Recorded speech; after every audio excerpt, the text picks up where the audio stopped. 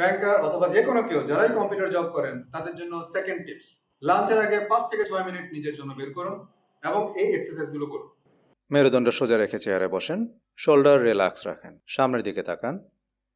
এবার দম নেন, ধীরে ধীরে উপরের দিকে তাকান। দম ছাড়েন, ধীরে ধীরে নিচের দিকে তাকান। দম নেন, আবার উপরের দিকে, ম্যাক্সিমাম যতটা উপরের দিকে তাকাতে পারেন। এবার দম ছাড়েন, নিচের দিকে, ম্যাক্সিমাম যতটা নিচের দিকে তাকাতে পারেন তাকান। শোল্ডার রিল্যাক্স রাখেন, মেরুদণ্ড সোজা রাখেন। আবার দম নেন উপরে, দম ছাড়েন নিচে। এভাবে 5 থেকে 7 রাউন্ড উপরে এবং নিচের দিকে তাকান।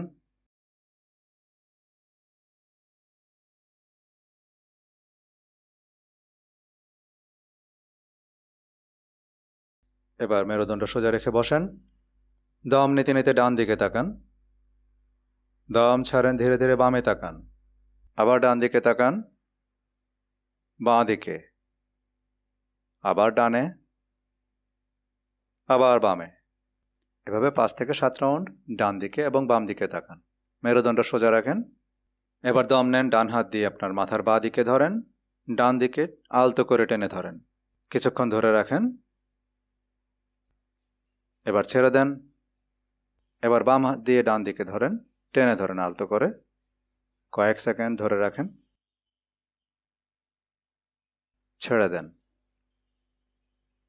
আপনি চাইলে আরও 2 থেকে 3 বার এভাবে ডান দিকে এবং বাম দিকে মাথাটাকে টেনে ধরতে পারেন। এবার নেক রোটেশন, শোল্ডার রিল্যাক্স রেখে মেরুদণ্ড সোজা রেখে বসেন, সামনের দিকে তাকান। চিবুকটাকে নিচের দিকে নামান। এবার ডান দিক থেকে নেক রোটেশন শুরু করেন। ডানে, পেছনে, বামে, সামনে। দম স্বাভাবিক রাখেন। আবার ডান দিকে, পেছনে, বামে, সামনে। এভাবে দম স্বাভাবিক রেখে 5 থেকে 7 বার নেক রোটেশন করেন ডান দিক থেকে। ধীরে ধীরে করেন।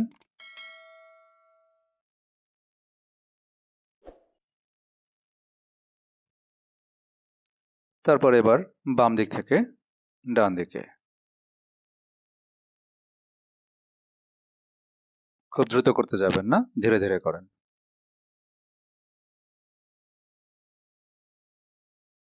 এবার রিল্যাক্স থাকেন।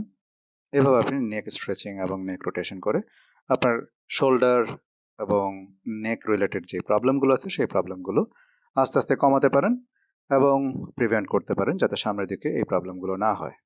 Thank you. থার্ড টিপস সামনে আসছে।